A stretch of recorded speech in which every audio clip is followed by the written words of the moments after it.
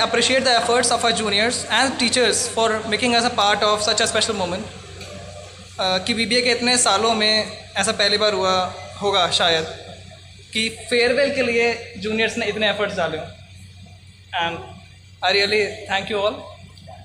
But still इस moment में मेरे कुछ बहुत क्लोज फ्रेंड्स मिसिंग हैं, लाइक रमन, भारती, अनुज, रूपकिशोर एटसेट्रा, शरद ऑल्सो. तो चलिए शुरू करते हैं. एक छोटी सी मेरी पोएट्री है. पोएट्री कह सकते हो, मुझे करनी नहीं आती एक्चुअली. बस रात के 3 बजे बैठा था एक दिन और लिखने बैठ गया थोड़ा सा. हाँ, बहुत याद आएंगे हसीन पल, वो सुबह 10 बजे की क्लास और वो बीच में 10 मिनट का ब्रेक. वो पहला पीरियड नेहा मैम का जिसमें मैम समझाती तो बहुत अच्छा थी, पर लास्ट तक आते आते टॉपिक्स बाउंसर मारने लगते थे. वो सोनिया मैम की मैराथन स्टडी. मैम सीरियसली इतना डीप मैंने कभी और डिटेल में कभी मैंने मैथ्स भी नहीं पढ़ी जितना मैंने आपके सब्जेक्ट्स को पढ़ा है. वो नमिता मैम का नॉन स्टॉप लिखवाना, पर बीच बीच में प्यार से ये भी पूछना कि बेटा अगर थक गए हो तो थोड़ा आराम कर लो. वो भानु सर की शोक सभा. थोड़ी नींद तो आती थी, पर यार लगता था कि सर इतने कामली पढ़ा पाते हैं और हमसे पढ़ा भी नहीं जा रहा, तो क्या ही गुंडा बनेंगे हम यार.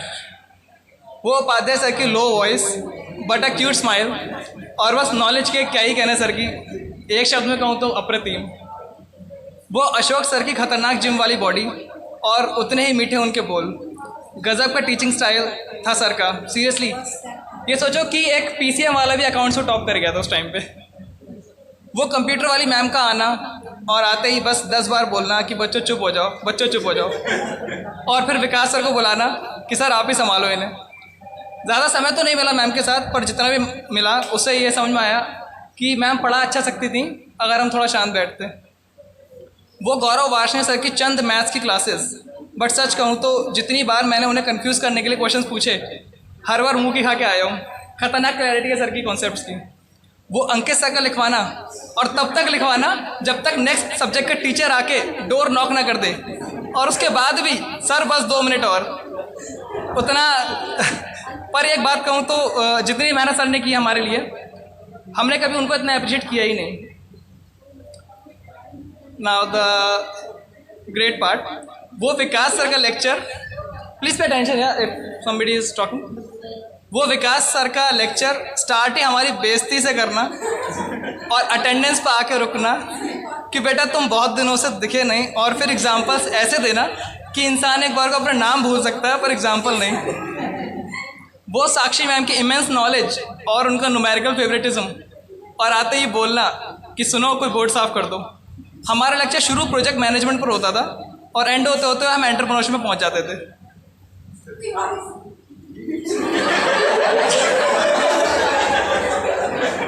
ना the great one. Tiwari sir का ही अगला. तिवारी सर का अगला सुन लो यार. सर माफ़ी चाहूँगा गलत बोला कुछ तो. वो तिवारी सर का लेट आना और आते ही पूछना कि कहाँ पर थे हम. जवाब किसी के पास नहीं होता था क्योंकि जो बोलता था क्वेश्चन उसी से स्टार्ट होते थे. पर एक बात मान लो कि हम तिवारी सर से उनकी नॉलेज का 10% भी अचीव नहीं कर पाए इन 3 सालों में, क्योंकि उनको समझने के लिए हमें कम से कम 30 साल लगेंगे. सीरियसली वो मनी मैम का ओशन ऑफ नॉलेज कि बताने के लिए उनको खुद बुक लिखनी पड़ गई. किस्मत वाले हैं हम कि हमें उनसे पढ़ने का मौका मिला. वो अतीश सर के पंचेस कि मेरी क्लास में रेगुलर रहना, या तो आने में या फिर एब्सेंट होने में. और टॉरा तो इतना सर का कि बुक के बिना ही सिलेबस ख़त्म कर दिया पूरा. कमल सर, हाँ, वो कमल सर का टोकना कि बेटा तुम्हारी फीस नहीं आई अभी तक, पर साथ में रास्ता भी बताना कि आगे कैसे पढ़ना है, कि कैसे आप BBA में जीवित रह सकते हैं. वो रचना मैम का first lecture for me and the topic was MBO, that is management by objectives. और सीरियसली मैं अंदर ही अंदर रो रहा था कि मेरे यार को समझ में क्यों नहीं आ रहा है, कहीं गलती तो नहीं करती एडवांस फीस दे के. वो इमेंसिन नॉलेजेबल यादव सर का यम और यन और उनका एग्जाम्पल. वो वक्त तो हंसी आती थी, पर जब पता चला कि वो गोल्ड मेडलिस्ट हैं तब लगा कि उल्लू तो हम हैं कि जो सिर्फ उन्हें उनके प्रोनाउंसिएशन जज कर रहे थे. वो त्रिपाठी जी का डेली 9:30 पर आना और बच्चों को ऐसे देखना कि यही के हैं या सिर्फ घूमने आए हैं। और हम ऐसे वेट करते थे जैसे डिपार्टमेंट गेट नहीं खुल रहा, कोई मूवी थिएटर गेट खुलने वाला है। Now some beautiful memories and please pay critical attention over here. वो पीछे बैठ के पीरियड के बीच में लंच करने वाला स्टंट अब नहीं कर पाओगे। वो 1 बजे नोटिस आना कि अगले पीरियड में सेमिनार वाली खुशी अब नहीं मिलेगी। वो पीरियड एंड होते ही क्वेश्चंस पूछना अब नहीं पूछ पाओगे। वो डुप्लेट और ट्रिपलेट बना के घूमना अब नहीं घूम पाओगे। वो रीडर्स क्लब जिसकी बुक्स बहुत कम बच्चों को पढ़ना नसीब हुआ अब नहीं होगा। वो पानी पीने के बहाने वाटर कूलर के पास भीड़ लगाकर पीरियड बंक करना अब नहीं कर पाओगे। वो रीडिंग रूम को क्लब बनाना में जो मज़ा था वो अब नहीं आएगा।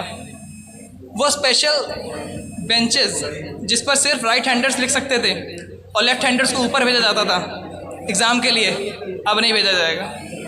वो फेस्ट पर ड्यूटीज़ बांटना और काम चोरी करने में जो फील आती थी ना अब नहीं आएगी। वो वाइवा के टाइम हार्ट बीट तेज़ हो जाना और वहाँ जाके ऐसे रिएक्ट करना कि तुम्हें सब आता है अब नहीं करना पड़ेगा।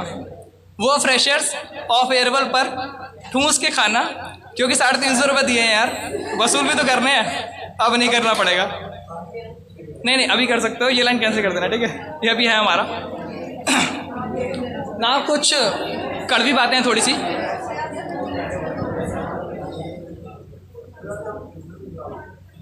अब थोड़ी कड़वी बातें हैं कि मैं मानता हूँ कि यार सबसे मेरी शायद ज़्यादा अच्छी नहीं बनी क्लास में है, बट सबसे होता है ना, कुछ फेवरेट होते हैं कुछ नहीं होते हैं, तो जिनसे कम मिली और सबसे घुल मिल नहीं पाया इतना।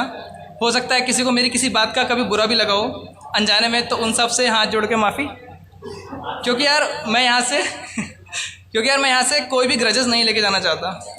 वरना कल तुम अपने बच्चों को ग्रुप फ़ोटो दिखाओगे और उनको पूछोगे कि और उन्होंने अगर पूछ लिया कि ये लड़का कौन है, तो तुम सब एटलीस्ट एक स्माइल के साथ कह पाओगे कि ये मेरा बहुत प्यारा अच्छा दोस्त मयंक है, जो बहुत पकाता था पर दिल का बहुत साफ था। पर ये हम भी जानते हैं और ये आप भी मानते हो कि बीवी के ये 3 साल ज़िंदगी की कुछ सबसे हसीन पलों में से एक थे, क्योंकि ज़िंदगी की असली उड़ान अभी बाकी है, ज़िंदगी के कई इम्तिहान अभी बाकी हैं। अरे अभी तो नापी हमने मुट्ठी पर ज़मीन, अभी तो सारा आसमान बाकी है, अभी तो सारा आसमान बाकी है।